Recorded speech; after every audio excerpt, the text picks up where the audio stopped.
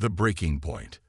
The smell of recycled air and alien pheromones filled the massive conference hall aboard the orbital station Harmony's Edge.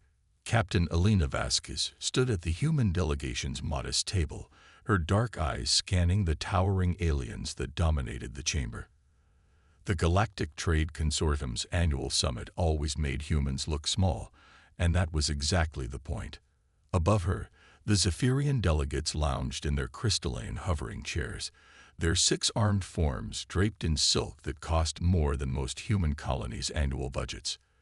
To her left, the massive Krillian representatives sat like living mountains, their rocky hide gleaming with precious metals embedded in their flesh. The insectoid Vextar buzzed and clicked in their corner, compound eyes glittering with what passed for amusement among their kind. Elena had attended these summits for 5 years now. 5 years of polite smiles, diplomatic protests that went nowhere, and watching humanity get screwed over with elegant parliamentary procedure.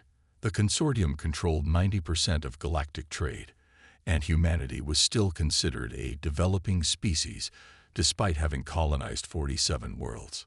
The motion to increase tariffs on Terran agricultural exports by 30% passes, announced High Arbiter Volthak, the Zephyrian whose voice carried the weight of absolute authority. The funds will be allocated to the Galactic Development Fund. Elena's jaw tightened. The Development Fund was a joke. It was a slush fund that somehow never seemed to develop anything in human space. She glanced at her aide, Lieutenant Marcus Chen, who was frantically taking notes. His young face was flushed with anger that he was trying to hide behind professional composure. "Honored Arbiter," Elena said, rising from her chair. The chamber fell silent. Humans rarely spoke during these proceedings unless specifically addressed. "I request clarification on the fund's recent expenditures." Volthak's 4 eyes focused on her with barely concealed irritation. "Captain Vasquez, the fund's allocation records are available for review through proper channels." "I've reviewed them," Elena replied calmly. "In the past 3 standard years, less than 2% of the fund has been spent on human colonies. Meanwhile, the Zephyrian trade routes have received infrastructure upgrades worth billions." A ripple of chittering and low growls filled the chamber. Several aliens exchanged glances. Humans weren't supposed to question the fund's operations this directly. "The fund operates according to strict need-based assessments," Volthak said, his tone growing colder. "Perhaps humanity should focus on improving its contribution to galactic civilization before making demands." Elena felt something snap inside her chest. It was a feeling she recognized from her military days, back when she'd served in the Colonial Defense Force. It was the moment when diplomacy died and survival instincts kicked in. "Contribution," she repeated, her voice carrying further than it should have in the massive chamber. "Let me tell you about contribution, Honored Arbiter." Lieutenant Chen looked up sharply. This wasn't in their prepared remarks. "Humanity supplies 60% of the consortium's rare earth minerals. Our agricultural worlds feed half the species in this room. Our medical research has extended lifespans across the galaxy." Elena's voice grew harder with each word. "And what do we get in return? Condescension, exploitation, and lectures about our place in galactic civilization." The chamber erupted into shocked buzzing and clicking. No human had ever spoken like this at a consortium gathering. Volthak's crystalline features darkened to an ominous purple. "Captain Vasquez, you forget yourself," he said. "Humanity is a young species. You lack perspective on galactic affairs." "Young?" Elena laughed, but there was no humor in it. "We've been members of this consortium for over a century. How long do we have to prove ourselves? How many more worlds do we have to feed you before we're considered equals?" "Perhaps," interjected Overlord Krexthar, the massive Krillian whose voice rumbled like an avalanche, "humanity needs to be reminded of its proper place." Elena turned to face the rock-skinned giant. "Our proper place? And what place is that, exactly?" "Serving your betters," Krexthar said with casual brutality, "as all inferior species do." The words hung in the air like a death sentence. Elena felt the temperature in the room drop as every alien representative watched to see how humanity would respond. This was always how it went. Push until the humans broke, then remind them who was really in charge. Elena looked around the chamber slowly, making eye contact with each delegation. When she spoke again, her voice was quiet, controlled, and absolutely lethal. "You know, we've been very patient with you all." Volthak leaned forward in his chair. "Captain, I advise you to choose your next words carefully." "No," Elena said simply. "I don't think I will." She reached into her jacket and pulled out a small data tablet. With deliberate movements, she activated it and placed it on the table. A holographic display materialized above it, showing star charts, shipping manifests, and financial records. "This morning, I received a priority transmission from Earth," Elena continued, her voice carrying clearly through the stunned silence. "It contained information that I think this assembly should hear." A hologram shifted, showing orbital surveillance footage of a human colony world. The planet's surface was scarred with massive craters, its cities reduced to glowing slag. "This is Kepler Colony," Elena said. "Population: 2 million humans. 3 weeks ago, it was attacked by unknown raiders. All inhabitants killed. The attackers used Krillian weapons and Saphirian stealth technology. Overlord Krexthar's rocky features remained impassive. Pirates often use stolen equipment. This proves nothing." "You're right," Elena agreed. "Except for this." The hologram changed again, showing intercepted communications in various alien languages.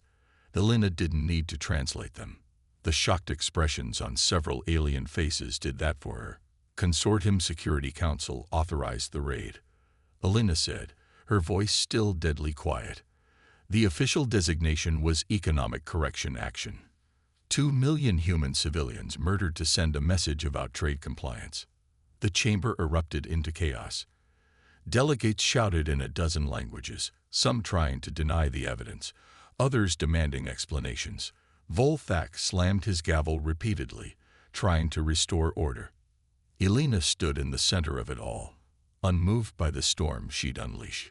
Lieutenant Chen stared at her with wide eyes, beginning to understand what was happening.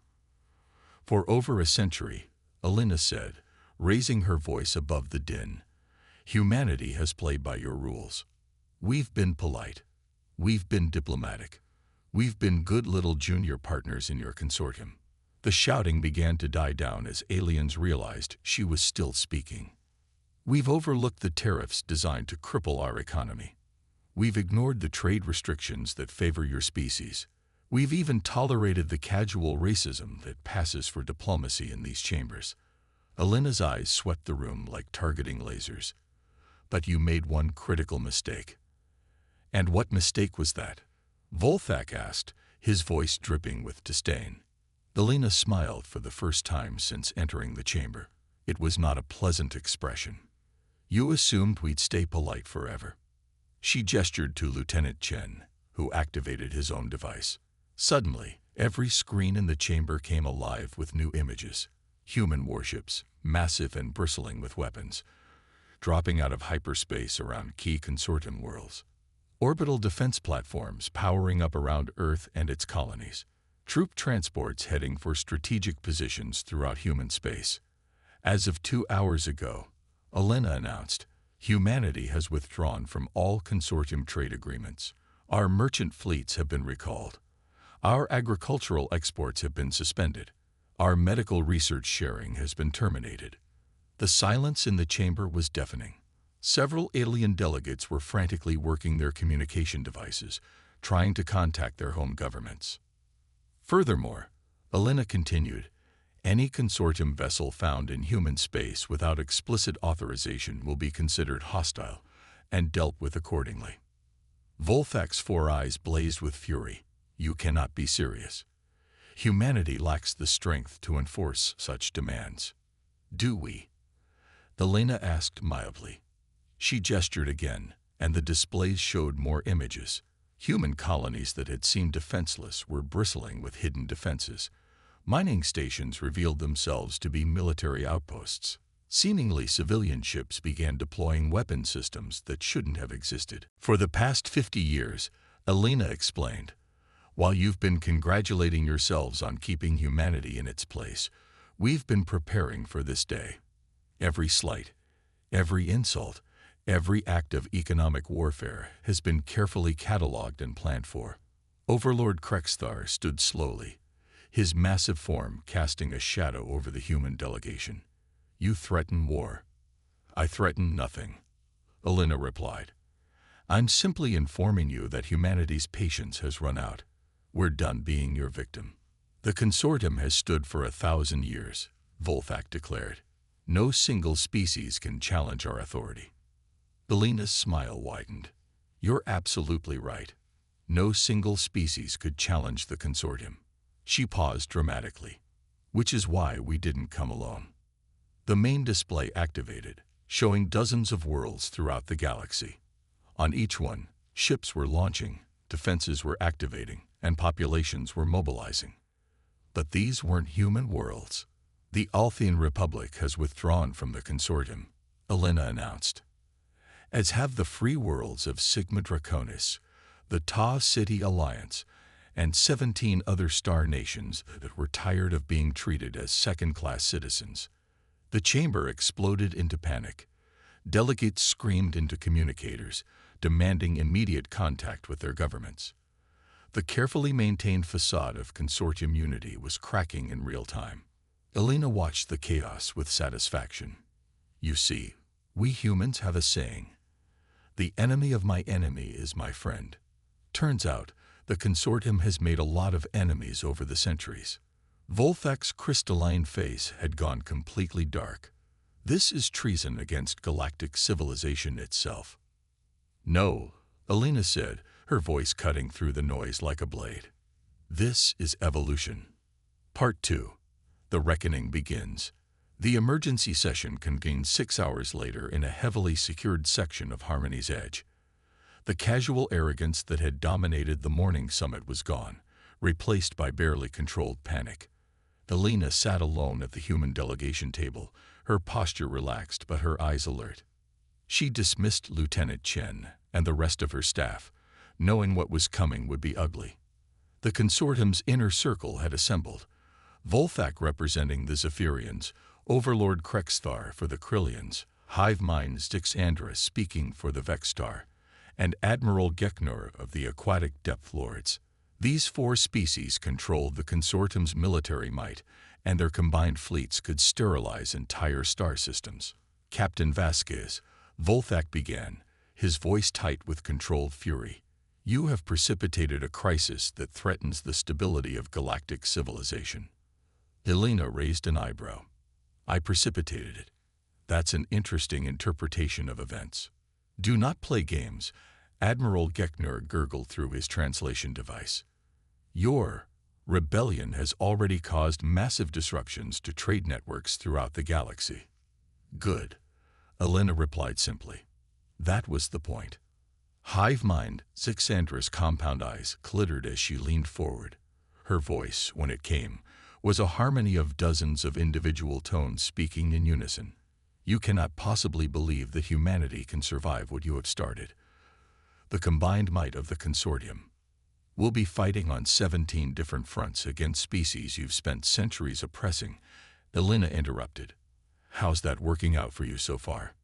She activated her personal display, showing real-time updates from across the galaxy. Consortium supply convoys were being interdicted. Key trade routes were being blockaded. Several military installations had gone dark entirely. The Althian Republic has seized the tritium processing facilities in the Rigel system, Alina reported conversationally. The Ta City Alliance has cut off your access to the hyperspace relay network in their territory. And the free worlds. Well, they've been very creative in their interpretation of defensive action. Overlord Krexthar's fist slammed down on the table with enough force to crack the reinforced surface. Enough. We did not come here to receive status reports on terrorist activities. We came to offer you one final chance to end this madness. Alina leaned back in her chair. I'm listening. Volthak activated his own holographic display, showing massive fleets gathering throughout consortium space. Behold the true power of galactic civilization.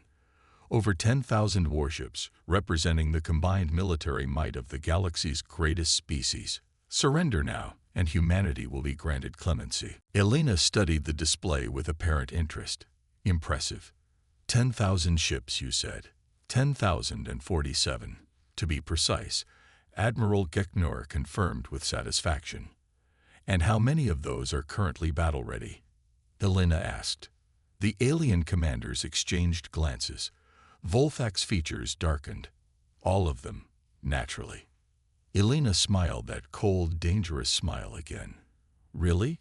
Because according to our intelligence, the 3rd Krillian battle fleet is currently dead in space near Proxima Station.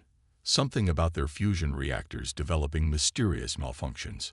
Overlord Krexthar's rocky features didn't change, but Elena caught the almost imperceptible tightening around his eyes.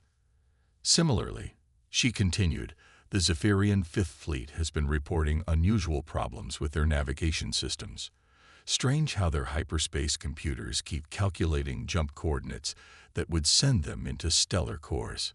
Volthak's 4 eyes blazed with fury. Sabotage. Terrorism. No, Elena corrected. Strategy. You see, while you've been building bigger and bigger fleets to intimidate the galaxy, we've been learning how your technology works. Amazing what you can accomplish when you're not too proud to get your hands dirty. She stood and walked to the chamber's main display, which showed a strategic map of the local galactic region. With casual gestures, she began highlighting system after system. Human maintenance crews have been working on consortium infrastructure for decades, she explained. Fixing your hyperspace relays, updating your computer systems, repairing your orbital installations. We've been very helpful. The implications hit the alien commanders like a physical blow. Admiral Geknor's gills fluttered in distress.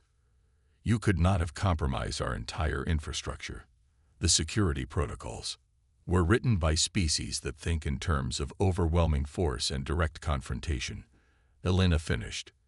You never considered that someone might spend 50 years quietly placing digital time bombs in every major system you own. Hive mind, Zixandra's harmonious voice, carried a note of genuine fear.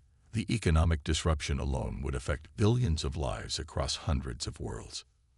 Elena turned to face her directly. You're right. It would be catastrophic. The question is, are you willing to find out how far we're prepared to go? She returned to her seat and activated another display. This one showed Earth and the major human colonies, but the view was different from the propaganda footage the consortium usually saw. Instead of peaceful agricultural worlds and modest industrial centers, the images revealed the true scope of human development. For a century, Elena said, we've let you believe we were a minor agricultural species barely worth your attention. We've hidden our true industrial capacity, our technological advancement, and our military strength behind carefully crafted illusions. The display zoomed in on what had appeared to be a farming colony. The image shifted to show massive underground facilities, advanced manufacturing centers, and military installations that rivaled anything in consortium space. Every peaceful human world has a military-industrial complex hidden beneath its surface. Elena continued. Every simple mining operation is connected to a strategic resource network. Every harmless research station has been developing technologies specifically designed to counter consortium advantages. Volthak's voice was barely controlled. Impossible. Our intelligence services would have detected such deception. Elena laughed, and this time there was genuine humor in it. Your intelligence services have been feeding you exactly what we wanted them to see for decades. Do you really think we didn't know about your surveillance networks? She gestured again, and the display showed consortium spy satellites throughout human space. One by one, they began broadcasting fake data streams, revealing the elaborate deception that had been maintained for generations. Every report your spies filed, every surveillance record your networks collected, every assessment your analysts made was based on carefully crafted lies, Elena explained. We've been playing a long game while you were focused on short-term dominance. The silence in the chamber was profound. Alina could see the calculations running behind the aliens' eyes as they began to understand the true scope of what they were facing. Admiral Keckner was the first to speak. "What do you want?" Alina smiled again, but this time it was the smile of a negotiator who held all the cards. Equal representation in the Consortium Council, an end to discriminatory trade practices, full reparations for the Kepler colony massacre and other acts of aggression against human civilians. "Impossible," Overlord Krexthar rumbled.